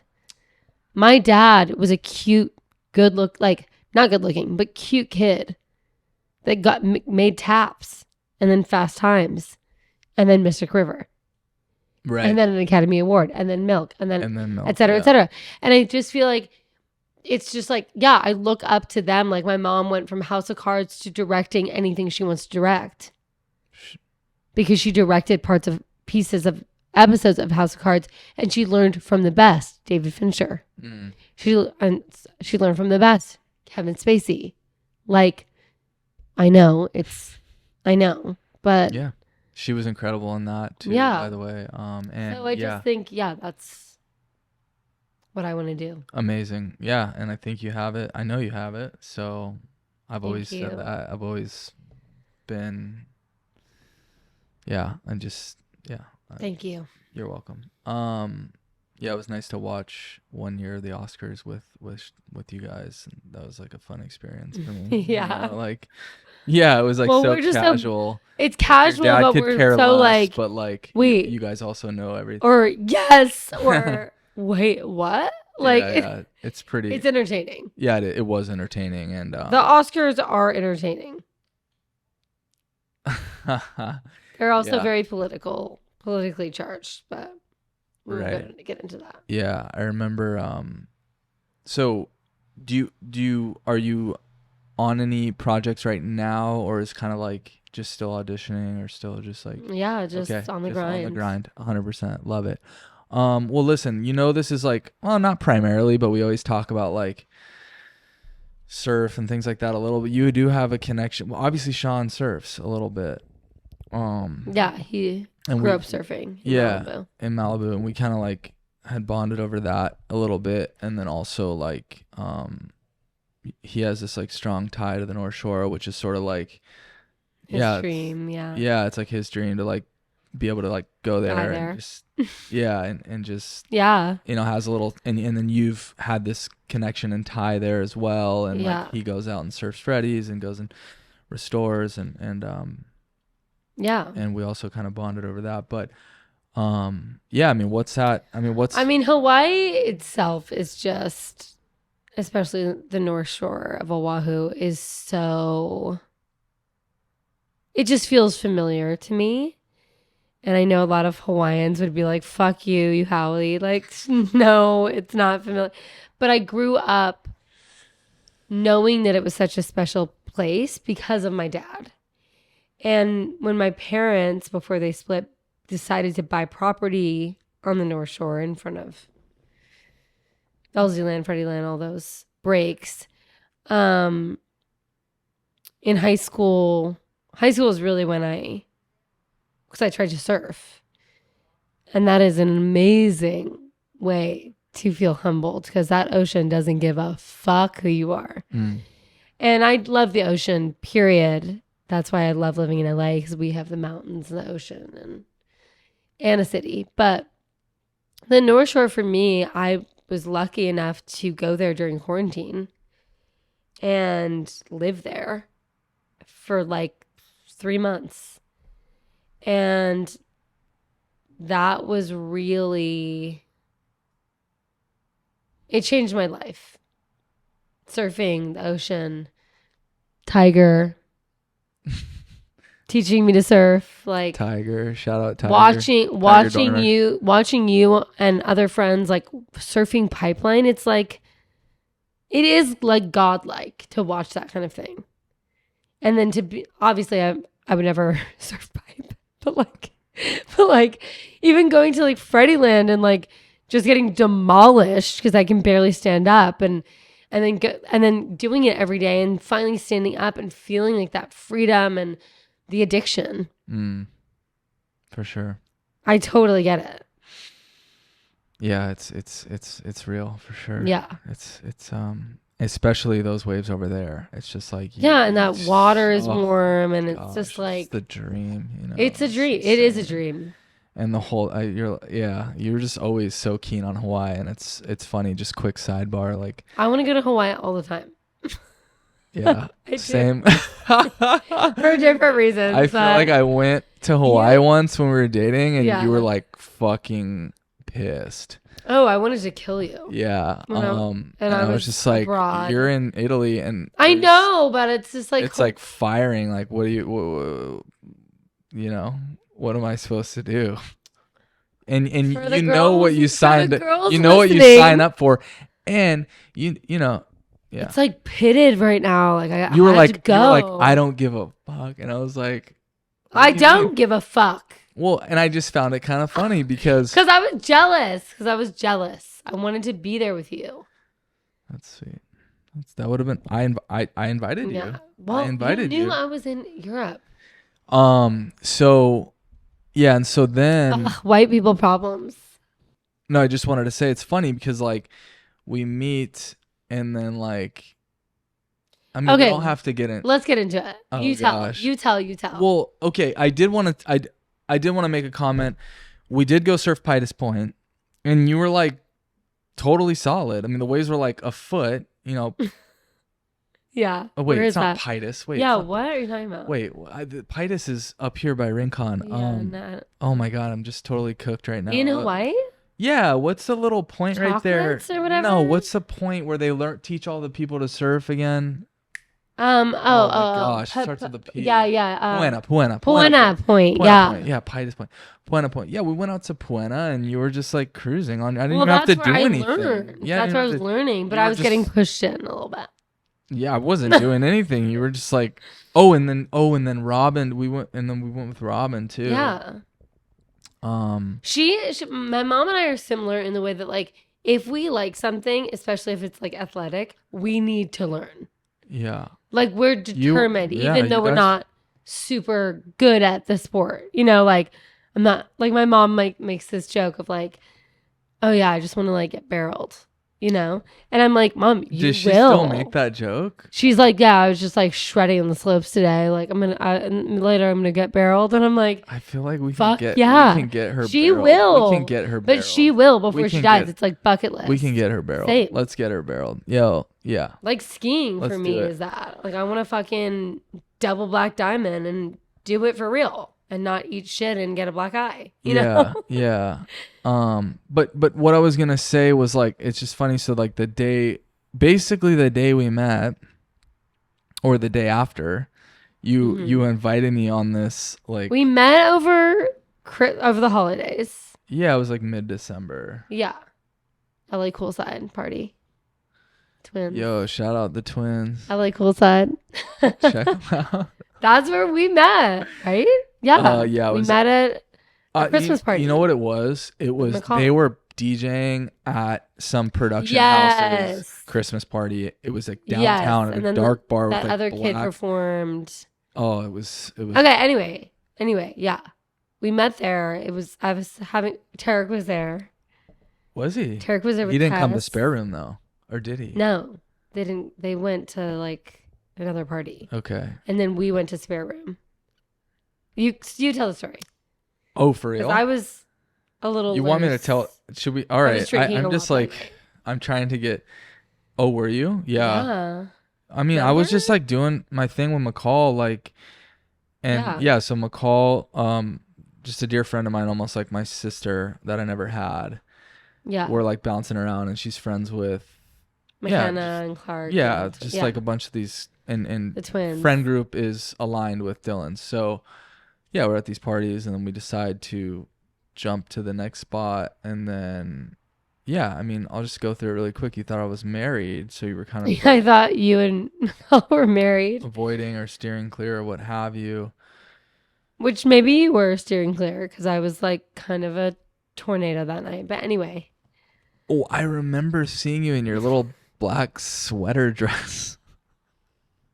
Like just moving through the crowd like you're a bit of a dancer. Yeah, maybe you were kind of drunk. I don't remember. I was not drunk at But the I LA could've- poolside thing. But I could barely ever tell when you were drunk. Like I remember one night we were at In-N-Out and you were like, we had this like super serious conversation, and then the next day you were like, oh, I was blacked out, and I'd just be like, I wasn't what? blacked out, but I like browned out. Oh, I guess okay. you could say. I was like, I felt like we were talking. I know, like this. I know. And I did, and it was wild. I could never tell. Maybe I'm just like naive or something, but then I came up to you at Spare Room. yeah, I mean, Tell the story. okay, quickly. yeah, we do this whole thing. You know, we do the whole like I'm single, you're single. No. Oh, were you not single? Let me tell the story. Were you not single? I went up to you and I was like, I'm Dylan. Yeah. Tell the story from that point. You're like, I'm Dylan. And I was then- like, whoa, that was, you know, and McCall looked at me like, you know, wow. Like, you know, if that's not like, it was just, you were pretty assertive. Like, what's up with this guy? You know? And I was like, okay, here we go. So I think we started dancing. And then I had a lollipop. Oh, you put the And lollipop in my mouth or I something? dipped it in my tequila. And I put it, and you were like, oh, does this have... Like, what are you giving me? Yeah, what are because you giving anytime I'm me? out, I'm like, Yeah. what are you giving me? Like, there's like mushrooms and weed and like everything now. Yeah, like, yeah. So I'm like, well, what is this? And you're like, oh. Yeah. So yeah, we start dancing and throwing this lollipop around, and then next thing you know, I mean, we're making out We're kissing, yeah. and In I'm spare like, room. in the spare room, and Yeah. I'm like picking you up on this counter, and it's All like right, this all whole right. thing. Yeah, it was fun. I just remember actually like it was one of those Waking things. up the like, next day, like, and I'd be like, so what do you do? no, I was like, who are? I was like, No, I remember. this is Jesse. Oh yeah. Uma comes in. She's like, "This is Jesse," and she's like, "Hey," and I'm like, "Oh god, Like, it's here we go." Chase. And I was But like, you "Who?" thought- I was like, "What but do you do thought for a that living?" I said Chasey, which is so cute. Oh, yeah, I think but I fucked up your name. I was like, "What do you do for a living?" And you're like, "Well, I'm a model and like a writer," and like I was like, "Oh, cool, yeah, you're pretty hot," like, or some stupid shit. You know, it's like 4 a.m. And you're like, well, you know, I have like a last name, and my last name is like Penn. And well, was I like, just wanted to be like, this is not my house. It's my mom's. So like, I didn't know how to like tell you. Well, I was asking what like, you I did live here, for but I work, don't. and you were trying to like explain it to me. Yeah. And I was like, oh yeah, Penn. Okay, cool. That's a nice last name. And then you had to like literally spell it. It's like 4 a.m. You had to like spell it out for me. Well, I just felt Not like that we you were like about saying to like sleep together, and I was like, I guess I should just tell him why I live here. So that Like, was kind of Uma's in funny. the other room, but And my mom's not here. your mom's in London. Yeah. Anyways, the next day you were like, Bay Cities. let's hang out. Like I'm like, yeah, whatever. Like we Didn't you have Bay sauna. Cities? Yeah, we went to Bay Cities, and Yeah. at Bay Cities you were like, Love. I'm going to Hawaii in 2 weeks. You should come. And I was just like, Like, are you literally, kidding? I was like, You were like, don't joke. Yeah, I was like, don't fuck with me. Like I have surfed my whole life. Like you're gonna go to Like, I Hawaii. love- Like I will buy my ticket. And you're Yeah. like, I am inviting you. And then next thing you know, I was like at your Yeah. house for Christmas Eve, and then we were going to Hawaii like 3 days later. Yeah. And because you had spent so much time there and kind of lost the trust a little bit from Sean, he ended up letting us stay. Because he trusted my judgment of men, he let me invite you to his house. 100%. And Along with my mom and my brother and other friends. yeah. Griffin. And I told you, I was like, I just met you. I'm not going to come meet your dad. Yeah. Like, not in it's that, like, grow up. It just felt like. That's yeah, like grow up. Well, it just felt like. And, you know, my whole situation. Anyways, I was just like, hey, if you're going to be there, I'll just come after. You had just gotten out of an engagement. Yeah. I was a whirlwind. You came to Hawaii. Hawaii's amazing. Yeah. So, I mean, that was a little bit of the story. And I just wanted to get back to the fact that we're fighting because I'm going back to this place that, like, you sort of know that it was like the beginning and kind of the end a little bit. Right? Because I'm like, Hawaii bookends our you're like, relationship. you're in Italy, like yelling at me, and I'm like, what do you mean? Like since the day we met, you knew what was up with this. But anyways, that's just kind of a funny thing. Wait, in the beginning, I was like, I don't know. We slept together. I like him. Like, I'm attracted to him. I don't like what else can I say? And then I felt like we got to know each other in Hawaii, and then people were like, wait, I thought it was like a fling. I'm like, no, it's like I like him. But people have this need to like label things and understand things and be nosy, and it's just like this has nothing to do with you, you know? And I think in my situation, like the reason I've been single for almost over a year. When did we break up? I mean, July? well, I mean, October. Yeah, we pretty much were like, yeah. It was October. It was October, and then we kind of met up in November when you. Yeah. Oh yeah, you came back from New York. What? This doesn't matter. It does. It was November. Yeah. October, November. So almost a year since then, and I really had to, because I was alone in Italy. John had left, and I really had to be like, okay, what do I want right now? Like as me, alone, like eat, pray, love moment. And I was like, I want to like be still. I want to eat good food, and I want to feel someone. And I did. And that really rocked me. Like as a woman, just like, oh, I'm not a little girl anymore. I can't be like, oh, it's whatever. No, it's not whatever. You know, when you're dealing with another person's feelings. Sorry. I really have to I know. And I know. So, I was trying to kind of lead us. So that is where I'm at emotionally, and like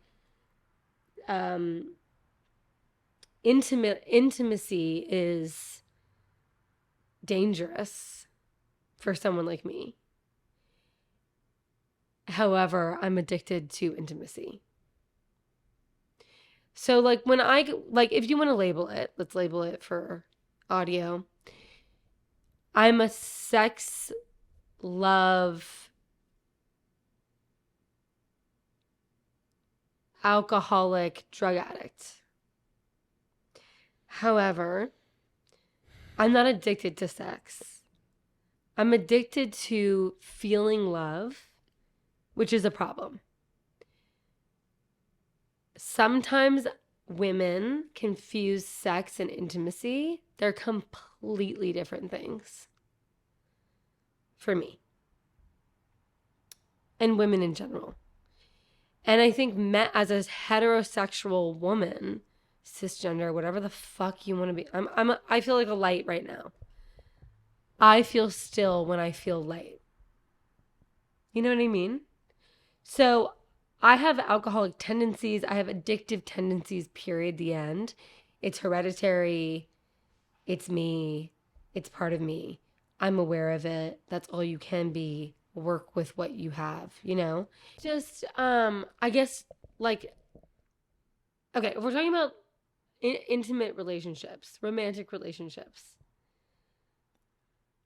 I think it's easy to confuse intimacy with sex and sex with intimacy and emotional intimacy versus physical affection or touch, right? And I'm not a doctor, but I just feel like I was going through the motions until I wasn't.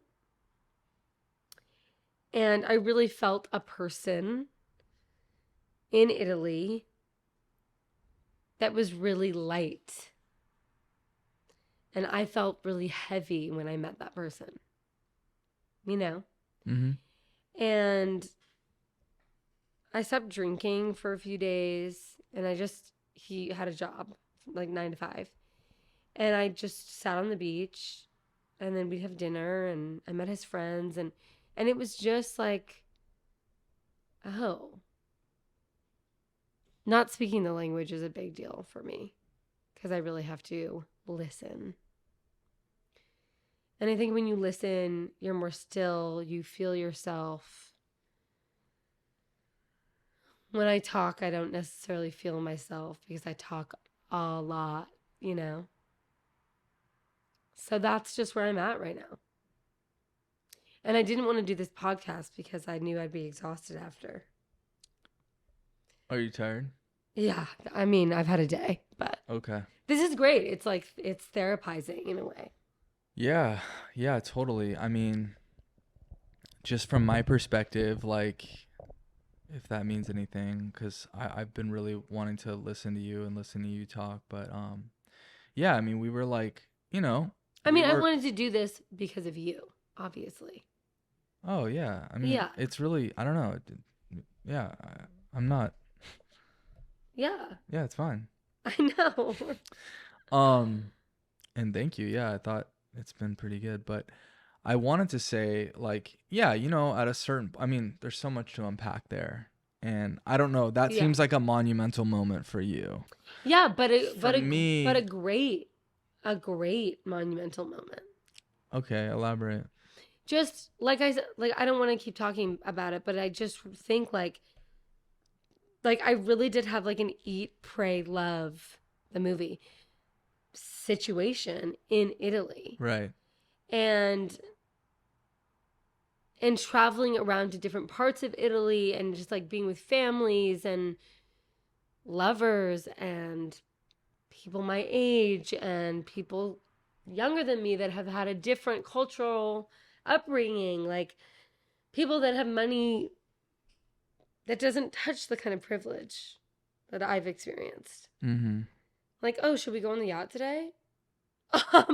Yes, please. Like, should we take the Porsche around Monaco and then get dinner in Nice? Sure. You know, like, what a dream. Mm. And I do feel lucky. And I also feel like I felt myself. I also hurt some people along the way. And I had to sit in that while eating pasta. Mm. You know? Yeah. So I think I went through our breakup by eating and dancing and loving other things. Yeah. Are you talking about me when you say hurting people and sitting with that?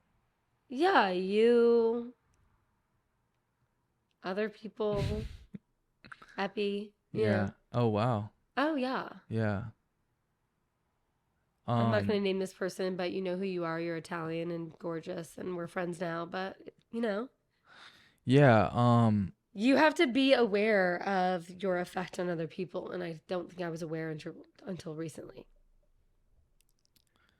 Yeah, I mean, speaking from my side, like, I think I feel like you're kind of saying stuff without saying it, but yeah, Well, I'm I trying felt to like, be delicate. yeah, I felt like yeah, for me it was like, it was pretty much wrapped before you went, but for me it was like wrapped. Yeah, it was kind of wrapped in like April. I know. Right? Remember when we had that conversation? Yeah. Because I tried to have that conversation with you in February, and you were like, I'm breaking up with you if you want to do this. And I said, I think we broke up like 3 times. And I said, oh, I really like you, and I don't want to break up, but I just, but we had kind of much. like this open-ended. And then in April, I said, okay, Dylan, like, you know. What's the deal?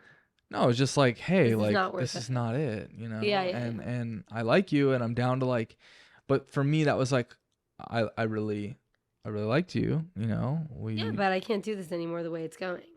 Yeah. So I was like, all right, like, I want to like. Same, yeah. But I just said, hey, like. Same but different, but yes. Yeah, and I don't want to like, I'm also trying to be gentle and compassionate, but yeah, and I think that from there, it just kind of like, you know. Compassionate. From April, we were free to do whatever we liked. Yeah, And I think we for were a second treating it there, like an open. for a second there, it Don't ask, don't tell, open relationship. for a second there, it kind of brought us in a little, but then it was just like, you know, because I mean, if I'm gonna commit myself to someone, it's just there's certain things. Yeah, and like, you know, you said it yourself, Paris, like it was super fucking hectic. It So, was, and then I left. Yeah. Yeah. You left where? California. Yeah. And then it was really like, oh, what are we doing? Pretending that this is what we both want, you know? Yeah. Okay. Yeah. I mean, I feel like for me it was like, in April, but I know, but I mean, yeah. Yeah. I mean, I think you were always gonna go to the family wedding. I was. Yeah. It just made it more apparent in October, like, oh, this is not. We're doing whatever we want. Oh yeah. Yeah. Well, yeah. I mean, that was the whole program because. Yeah, I mean, I just needed to, and it was tough, like as a man too, right? Like speaking from a man's perspective, like you really want to be able to like ground and calm and like and take care of your partner, right? That's what you want to do. They kind of nurture and restore, and you protect and provide, in a traditional sense. And as a man, as a person, you should be like that in any relationship. Right, but even like when we came back from Paris, and we went to the Peninsula Hotel with Sean. I pulled him aside and I said, "Listen, man, like, you know, what happened in Paris? Like, I'm really sorry because I'm in Paris with your daughter, and you're getting arrested. You're getting arrested. Well, you know, but you got detained. You got detained." And I'm sitting there as a man, like I'm like helpless, and I need to be able to protect. And we're in a foreign country, and I need to be able to look out for my. You left, but you had to leave. I need to be able to look out for. And I did make that decision. I had to make that decision, and First I got put on calls. Your oxygen mask, and then help the child. I had calls and texts from both your mom and dad saying you made the right decision. You need to go. I know. And I said and it was really shitty, but kind of like it was. So let's wrap it up though. Yeah, because I really do have to go. We can wrap it up. I love you. Yeah, of course. I'm glad we did this, but like there's so much to rehash. No, I feel like I didn't even want to go down there. I didn't even want to go down there. I will want to say, and we may not need to even include that, but what was that 10:30 text last night about? Was everything okay? Oh my God. No. What was that one? What was that about? I don't know. What was that? I don't know. I think I was just like... Because I woke up at 5:30 You did? in the morning. Work. Or 6 a.m. or something. What time and I saw that you? text. Like 12? No, it was like 10:30. Oh, 10:30. I was asleep. Yeah, I know. What were you? Just wondering if we were still on to confirm or... No, I was like, are you like at an AA meeting or are you like in bed? Because I want to like get a drink. Gotcha. I did not. Noted. I did not get a drink. So we're wrapping up. Moved to Europe. We're wrapping up. Yeah, thank you so much for coming on. I know that you're on like a pretty strong workout regimen right now, which is pretty work schedule. Workout? Oh, working out, yeah. You're on a pretty rigid workout regimen, which is kind of like taking after Robin a little bit. By the way, I forgot to mention, I never thought you and your mom looked alike until I saw a picture of her when she was your age, and I friggin' tripped out. It's wild. And when she has long hair too, I trip out. She needs to grow out her hair again. She's so beautiful still. Yeah. But thank you. Yeah, it's wild. Like, it's wild. I think I'm a real mix though. Okay. Anyways, we're wrapping. We covered a lot of stuff. I am Dylan Penn on Instagram. You want to work on her movie? Yeah, if you want to slide in her DM me. I don't know about your talent. I'm actually surprised. I'm actually surprised. As a lighting grip Craft service. I'm actually surprised Craft service is mandatory. on how kind of contained you were, like going off of like our conversation the other night. I thought you were just gonna be like, what? Flying off the walls. So I did kind of fly off. That was tangential. That was nothing. All right, that was like light grade. Seriously. Wow. I've lived it. Anyways, yeah, we're signing out. We had a good time. Yeah. Okay. Sweet. Thank you for having me. Cool. Peace. What is it called again? The Dream Run. The Dream Run. The Dream Run. Right. It's on your hat. Yeah, it's on the hat. The Dream Run. You might see Sean wearing one of these. Meditation Club. His says for the homies. Oh. There's kind of like two things going on. Yeah. I want the meditation one. Cool. Meditation homie. How hard was meditate, it? Homie.